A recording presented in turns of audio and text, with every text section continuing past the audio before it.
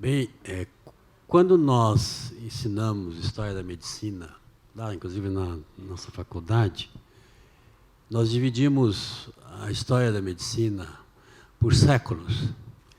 Quando chega no século XX, XIX, XX, fica extremamente difícil escolher qual foi a melhor autor ou a melhor pesquisa. Daí nós sempre, quando falamos sobre a medicina do século XX, 19 e 20, final 19 e 20, nós falamos sobre o Prêmio Nobel.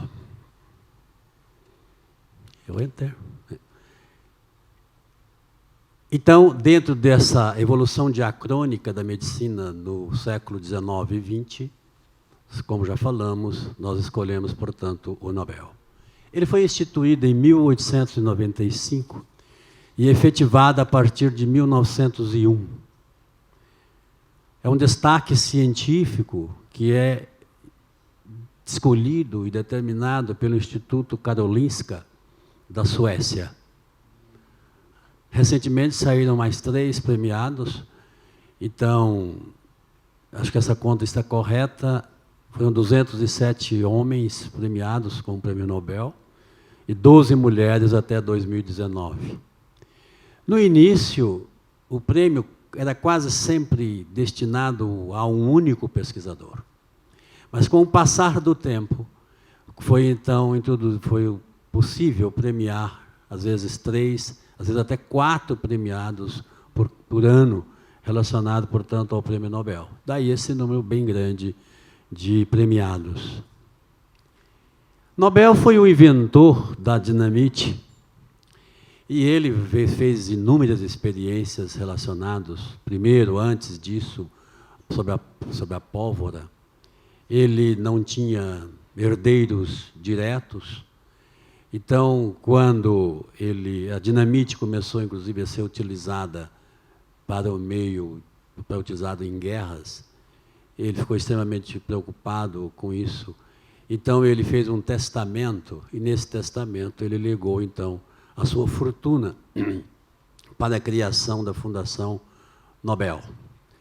Ele é de nacionalidade sueca, nasceu em Estocolmo em 21 de outubro de 1833 e faleceu em San Remo, na Itália, em 10 de dezembro de 1896.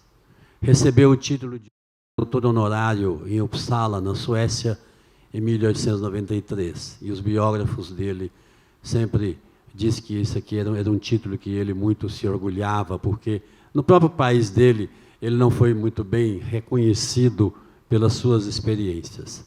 Em Paris, em 1895, ele assinou o 3º e último testamento.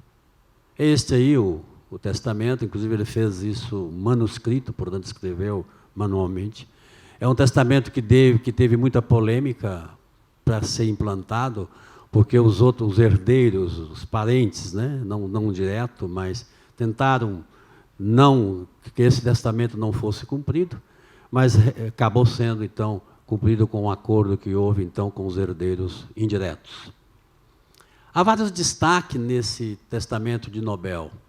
Eu coloquei alguns, que, aliás, foi um capítulo do livro Seara de Asclepio, escrito pelo professor Joffre, em que coloca que desenvolver o conhecimento é aumentar o bem-estar geral, e não a prosperidade individual. E com o advento desse bem-estar geral, desaparecerão a maior parte dos males que são a herança das épocas obscuras. Então, quando ele escreveu esse testamento, ele já tinha como propósito, sem dúvida, fazer com que houvesse um desenvolvimento da ciência e que esse desenvolvimento seria, então, em prol da humanidade.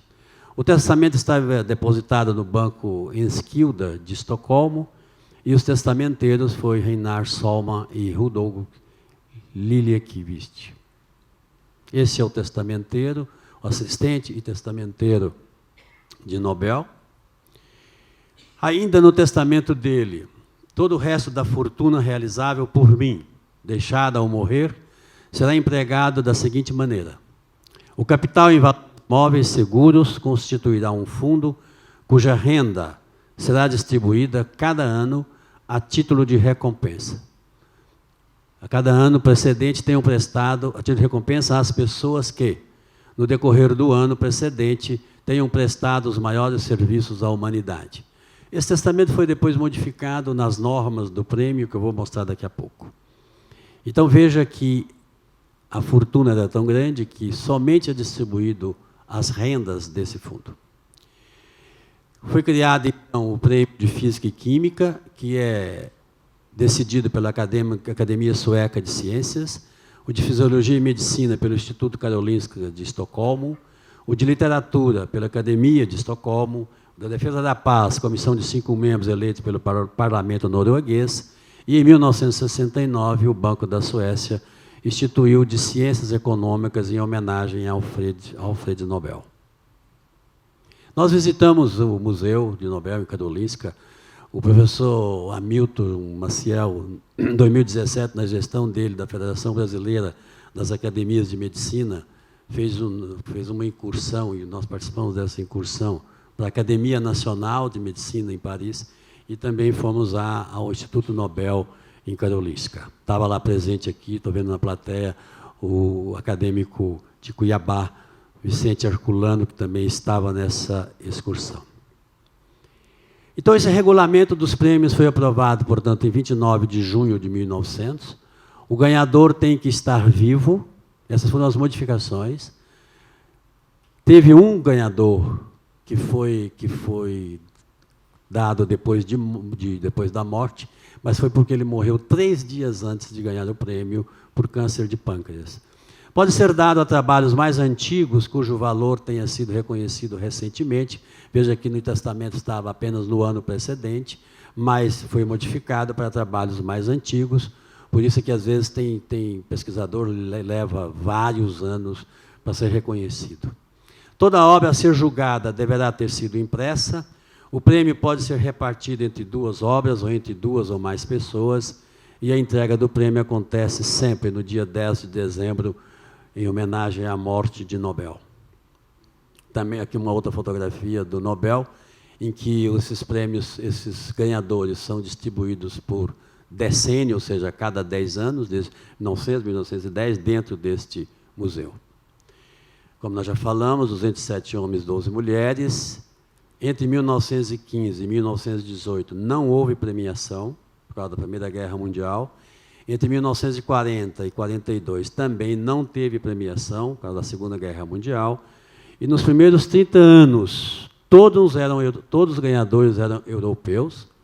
Após a Segunda Guerra Mundial, os Estados Unidos passou a liderar a premiação. Isso é bem nítido quando se analisa isso. Nós temos o estudo levantado, mas o tempo não vai permitir que a gente mostre. Que é a sequência, então, dos ganhadores do Prêmio Nobel hoje tem uma liderança muito grande dos Estados Unidos, porque também vários cérebros europeus mudaram para os Estados Unidos e lá, então, fizeram a pesquisa. O Brasil não tem nenhum ganhador.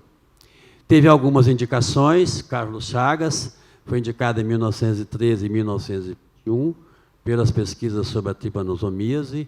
Antônio Cardoso Fontes, 1904, pelo Instituto sobre a Tuberculose. Adolfo Lutz, em 1938, sobre doenças tropicais. Manuel de Abreu, em 1946, sobre estudo sobre a biografia. Depois disso, eu não consegui levantar mais se houve algumas indicações mais recentes. Em 1921, existe uma polêmica, porque não teve nenhum premiado, nenhum ganhador do Prêmio Nobel em 1921. Apesar de Carlos Chagas ter sido escolhido, ter sido indicado, mas não teve nenhum ganhador. E dizem que foi por questões políticas dos próprios cientistas brasileiros que impediu essa ganho. Isso não tem comprovação realmente disso. Peter Brinha Medawar nasceu em Petrópolis, no Rio de Janeiro, em 1915.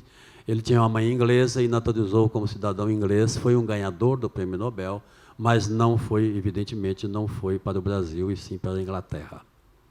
Esse é o Peter Medawar. Em 1960, ele dividiu, então, o prêmio, e ambos desenvolveram estudos que conduziram ao conceito de tolerância imunológica, lançando as bases para o transplante de órgãos. Eu vou destacar alguns ganhadores, tenho 4 minutos para isso. O primeiro ganhador foi von Behring, que descobriu os princípios da imunidade e instituiu o tratamento da difteria pelo soro antidifterico.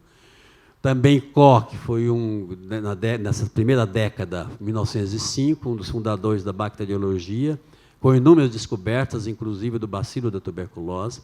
Então, veja, os prêmios iniciais eram dados a um ganhador e, geralmente, eram por pesquisas bastante relevantes e bastante, por exemplo, no caso, uma doença. Hoje, a gente observa que os prêmios são dados muitos por detalhes, portanto, o estudo da imunidade, o estudo de fagócitos, dendritos, então, são detalhes das pesquisas, porque, evidentemente, mudou o perfil das pesquisas. Gerard Domack, em 1947, obteve a primeira sulfanilamida como ação bactericida para o tratamento das infecções. Depois veio Alexander Fleming, em 1945, que descobriu a penicilina, e essa descoberta dele foi muito notável, porque diminuiu consideravelmente a morte de soldados, né, na Segunda Guerra Mundial. Egas Muniz é uma das citações que, às vezes, dizendo que não foi um prêmio Nobel muito adequado, porque ele foi o criador da psicocirurgia com a leucotomia pré-frontal, como um tratamento das doenças mentais graves, né? E essa cirurgia dele foi rechaçada logo depois, porque realmente era uma cirurgia extremamente agressiva contra os direitos humanos. Werner Forssmann realizou em si mesmo, quer dizer, existem várias características de pesquisadores, né?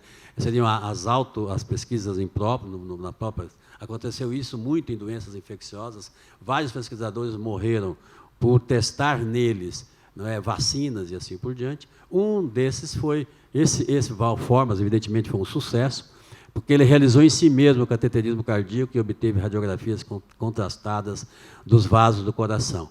A história conta que ele queria fazer isso há um certo tempo e o chefe dele não deixava. Aí, num feriado grande, todo mundo viajou no hospital, os chefes viajou, ele convenceu a enfermeira a ajudá-lo a fazer esse cateterismo nele próprio.